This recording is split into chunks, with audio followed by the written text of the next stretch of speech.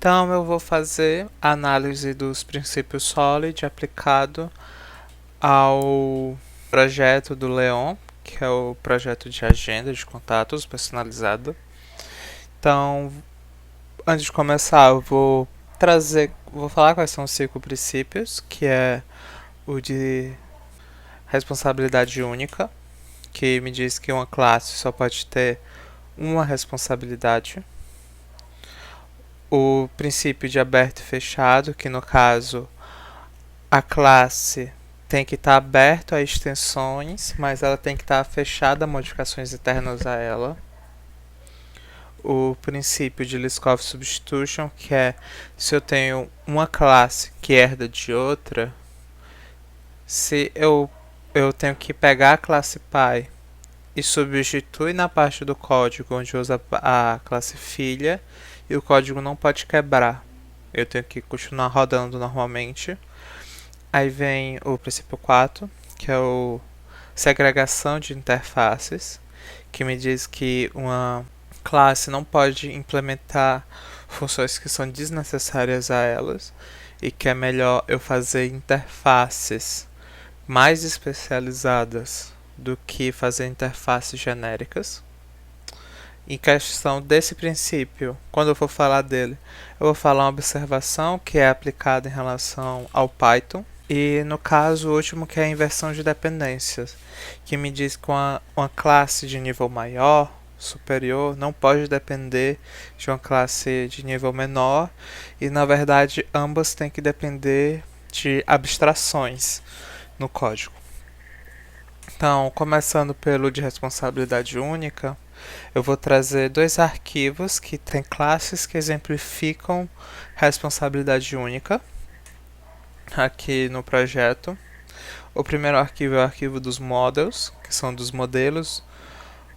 E no caso, essas 2 classes, elas trazem um princípio de responsabilidade únicas para o projeto, por causa que elas têm uma única responsabilidade, que é a de representação da entidade contato, e entidade, no caso, categoria, para o sistema. Então, as categorias, tipo assim, ela não faz nada além disso. São apenas classes para representar essas 2 entidades no sistema. O outro exemplo é os formulários. No caso, tem 2 classes de formulários que elas têm uma função de ser o que vai receber os requests do front. No caso, as informações que o usuário vai digitando e passando, elas recebem aqui no back e são processadas nas views. Então, tem a register form, que no caso ela tem a função de receber as informações do usuário. E isso, elas apenas recebem a informação dos usuários e validam, no caso. Essa responsabilidade dela é lidar com essas interações do front de informações. Então, a função dela é recebe e valida aqui, pá. Aí, salvar. Se eu vou salvar essas informações ou não, onde elas vão parar, não é responsabilidade dela. A responsabilidade dela é só lidar com esses requests mesmo, de informação.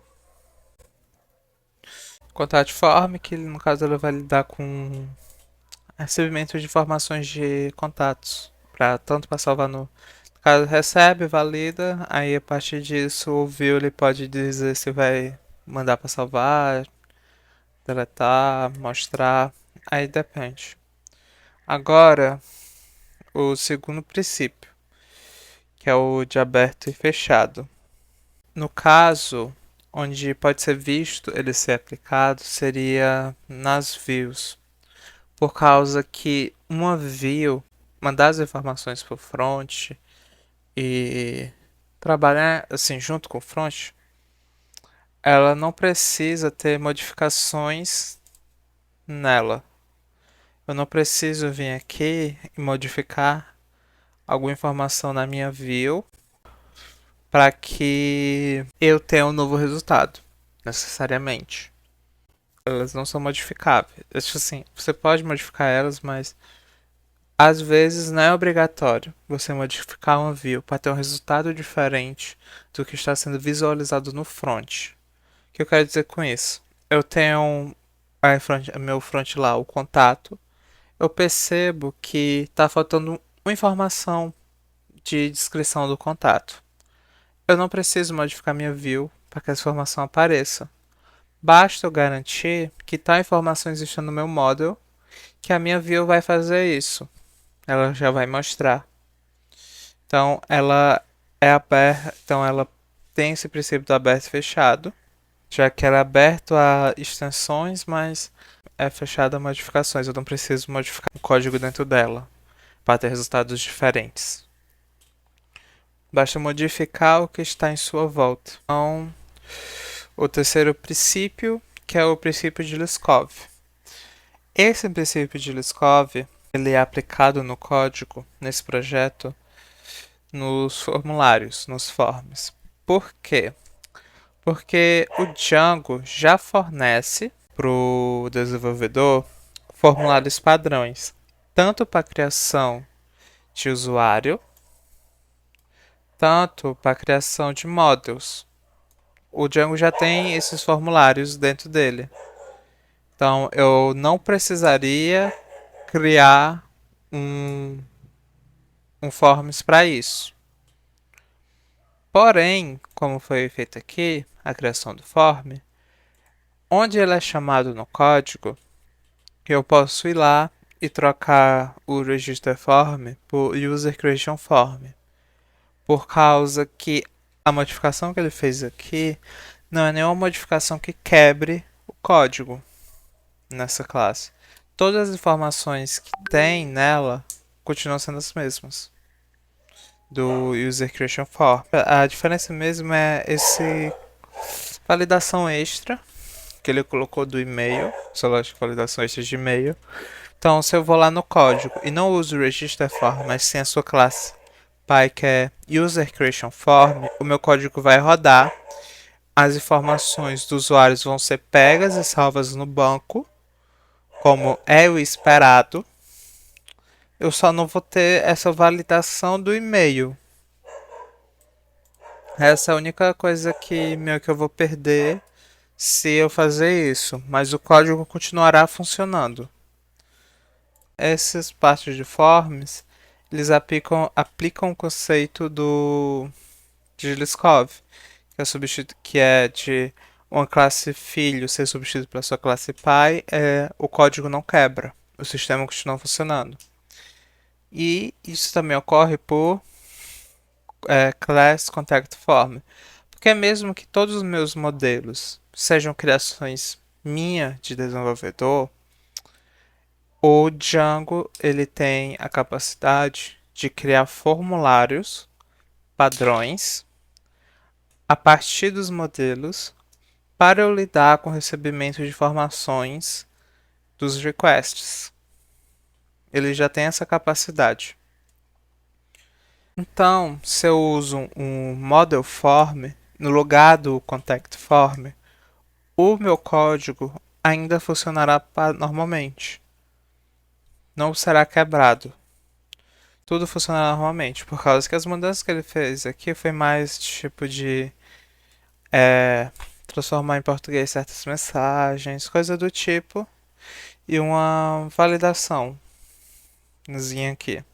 Quando ele receber a informação do front no formulário, ele vai receber, vai dar aquela validada normalmente e vai ser salvo. Ele só não vai passar pela validação extra daqui. Porém, o código ainda funcionará normalmente e não trará nenhuma perda para o sistema. Então, acredito que ele passa pelo princípio de Liskov. Agora, o quarto princípio, que é o de interface segregation. Esse princípio é mais complicado de ser aplicado a um projeto Python, porque interfaces propriamente ditas, elas não existem no Python. eu posso trazer o conceito de interface e simular ela através de classes abstratas. Isso eu posso fazer. Também que não tem consequências por causa que o Python também tem múltipla herança. Então posso colocar quantas classes abstratas eu quiser na minha classe. Só que ao fazer isso, trazer essas classes abstratas, eu não tenho aquele nível de amarra que uma interface tem. Eu ainda tenho o princípio de, se tiver uma função lá na classe abstrata, eu ainda vou ter que implementar as funções na classe abstrata, mas eu não vou ser necessariamente obrigado, como acontece em interface. Por quê? Porque na minha classe abstrata eu poderia colocar apenas o chamado da classe e no seu corpo um return vazio. Se eu chamo esse método na minha classe filha, o sistema quebra. Por quê? Porque ela não está implementada devidamente. Então eu seria obrigado a implementar esse método para eu poder utilizá-lo. Porém,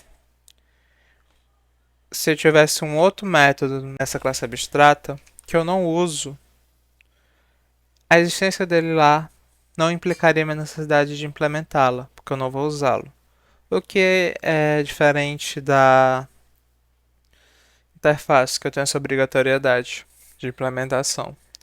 Então, observando essa óptica de classes abstratas com funcionalidades que eu preciso implementar extras ou até modificar, então o que eu mais próximo consigo chegar disso seria em questão dos modelos.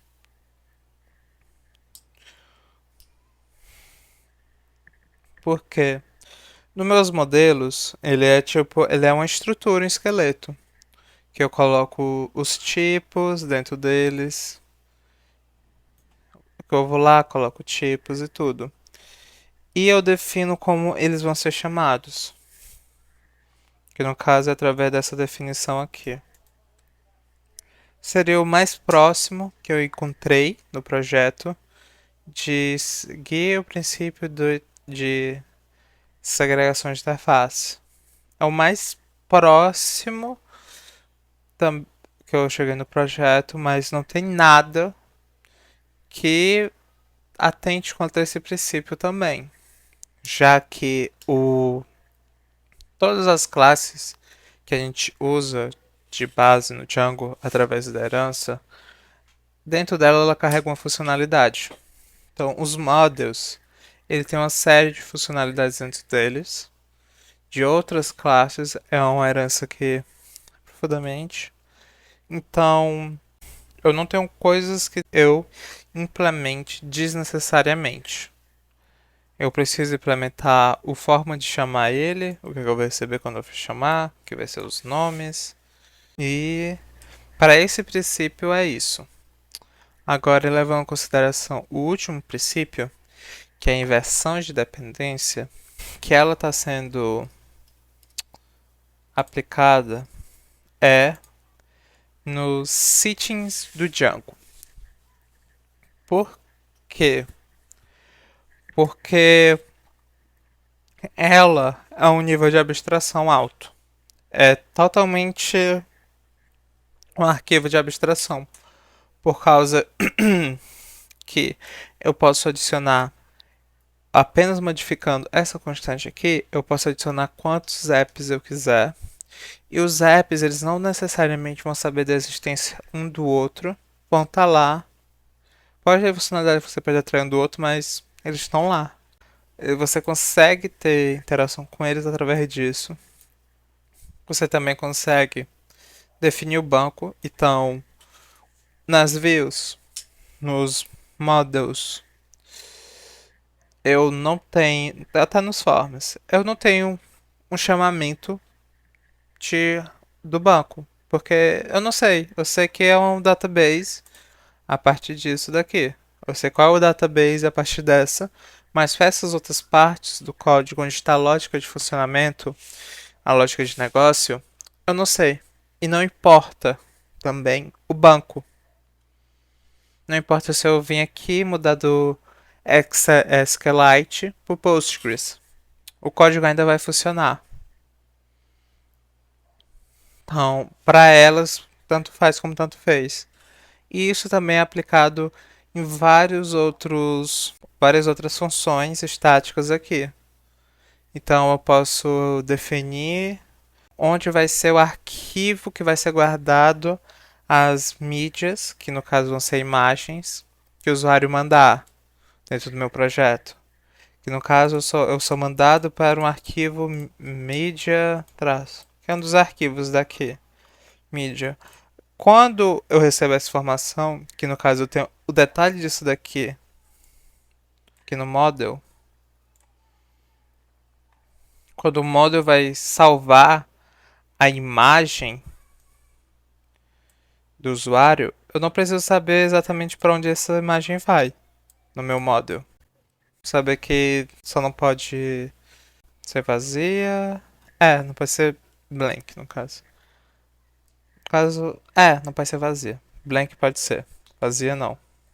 Eu só preciso, tipo assim, eu não preciso saber que ele vai estar na pasta de modelos. Eu só preciso saber que ele vai ser uploadado. Essa informação vai vir dos settings aqui. Então, é um nível de abstração maior que os modelos dependem. As views também dependem. Por causa se a view vai pegar essa informação, ela vai pegar esse arquivo. Ela não vai ter escrito nela a URL desse arquivo. Onde vai ficar isso é aqui na mídia URL. E eu posso simplesmente vir aqui e modificar, que não vai quebrar o código, só vai ser salvo em outro lugar, só vai ser puxado de outro lugar. Não vai ter esse problema. Como eu também poderia vir aqui, modificar meu banco, que só vai mudar de onde eu vou salvar minhas coisas. Não vai trazer uma quebra. Então, as classes, elas não dependem de classes menores. Elas dependem das abstrações que eu tenho nos meus settings. Então, a partir disso, eu acredito que o código também está seguindo o quinto princípio. Só o princípio de, tipo assim, um veredito final. Eu acredito que na medida do possível ele está seguindo todos os princípios. Nenhum dos princípios sólidos está sendo quebrado. A única observação que eu tenho é referente ao princípio da segregação de interface, já que esse princípio não chega a ser 100% aplicável à linguagem Python e também não é muito aplicável ao próprio framework do Django, na minha análise. Então, à medida do que se cabe a esse projeto, ele sim está seguindo todos os princípios. Então é isso.